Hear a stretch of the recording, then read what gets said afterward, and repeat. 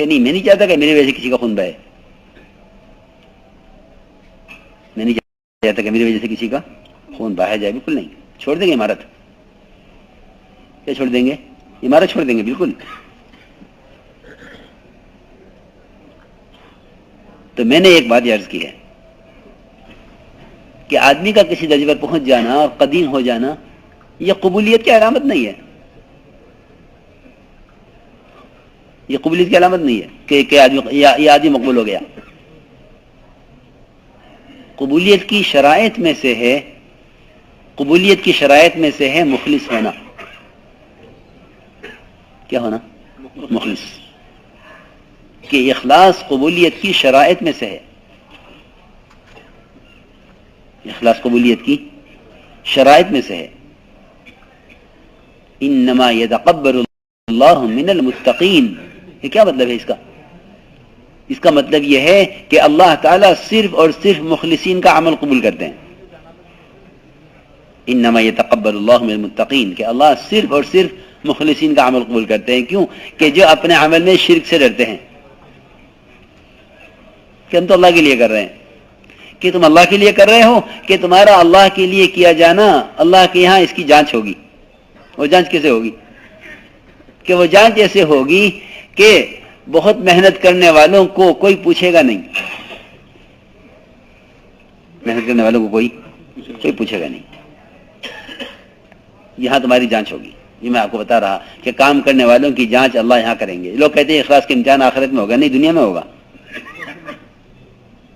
اخلاص کا امتحان دنیا میں ہوگا. جی ہاں، یہاں مرنے سے پہلے فیصلہ ہوگا کہ یہ کام کرنے والے ہو کے مرتے ہیں. وَلَا تَمُوتُنَّ إِلَّا وَأَنْتُمْ مُسْلِمُونَ، یہ فرمایا ہے.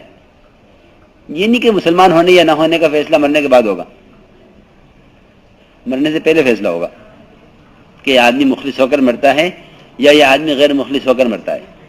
وَلَا تَمُوتُنَّ إِلَّا وَأَنْتُمْ مُسْلِمُونَ کا مطلب یہ ہے کہ تمہاری موت اطاعت پر ہو. میں صحیح بات فرض کر رہا کہ اس کام میں آگے بڑھنے کا راستہ اللہ کے یہاں اپنے آپ کو قبول کروانا ہے. اور اس قبولیت کا تعلق قابلیت سے کوئی نہیں ہے اور قدامت سے بھی نہیں ہے کہ پرانے ہیں.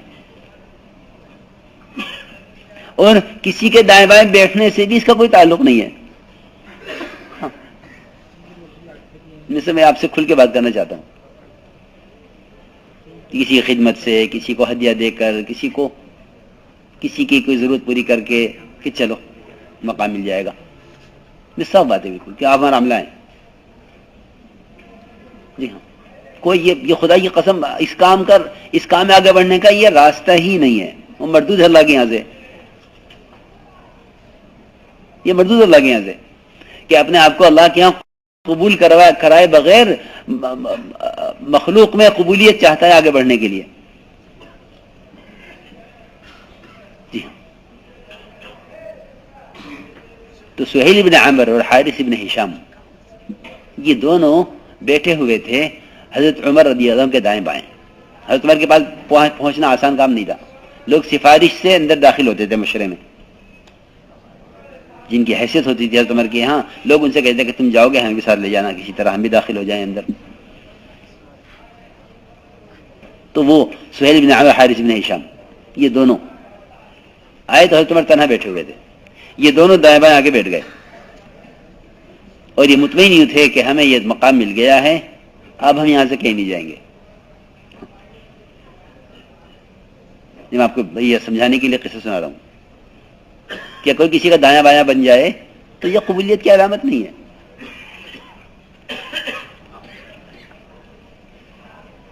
جی ہاں، جو آپ دیکھیں سیاست میں کہ دایاں بازو ہیں بایاں بازو، اور کل کو دائیں بائیں بازو ہی ہوتے ہیں وہ جیل میں ہوتے ہیں.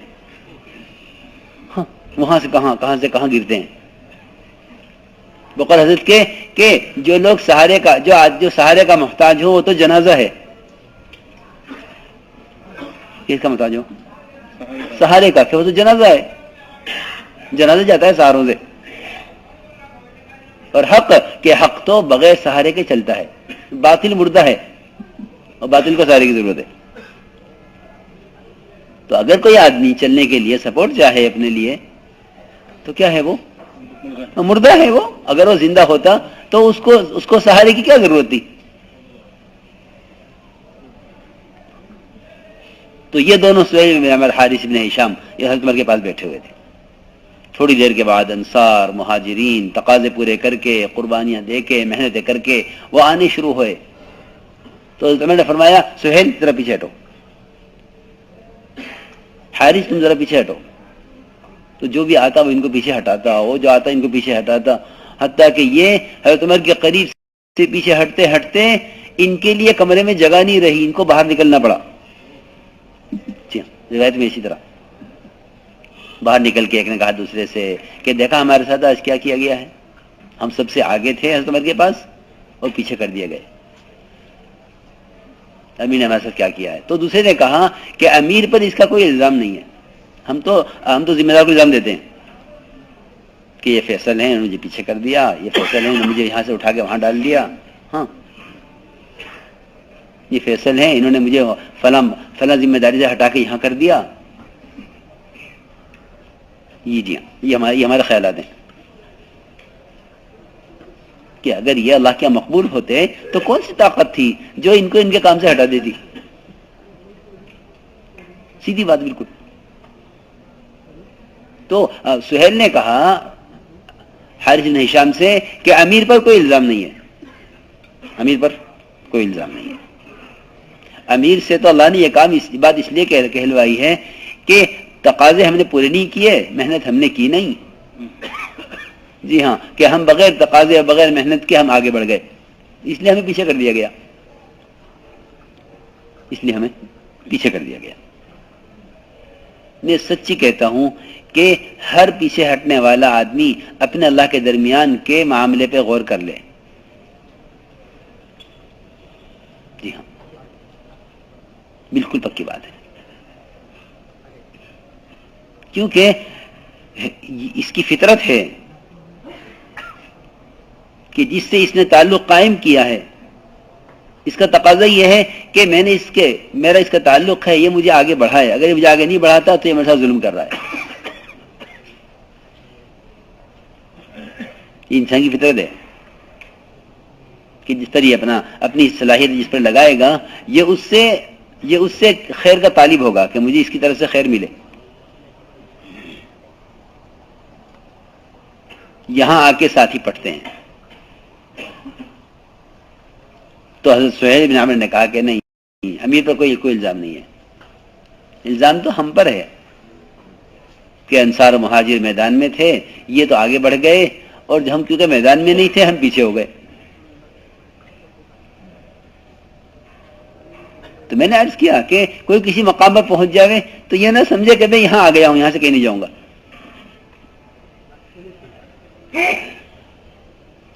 اس لیے میرے محترم دوستو اپنے آپ کو اللہ کے ہاں قبول کرواؤ. اور یہ بات یاد رکھنا کہ قبولیت کا تعلق قابلیت سے نہیں ہے، کہ قبولیت کا تعلق صفات قبولیت سے ہے. کس سے؟ صفات قبولیت. کہ صفات قبولیت میں سب سے بڑی چیز صفات قبولیت میں کہ صفات قبولیت میں سب سے بڑی چیز تواضع ہے. کیا ہے تواضع؟ تواضع کا کیا مطلب ہے؟ جھک کے چلنا؟ کیوں بھائی؟ نہیں، بالکل نہیں. جھک کے چلنے کو تو حضرت عمر رضی اللہ تعالیٰ عنہ نے ایک آدمی کے گھونسا مارا تھا سینے پر.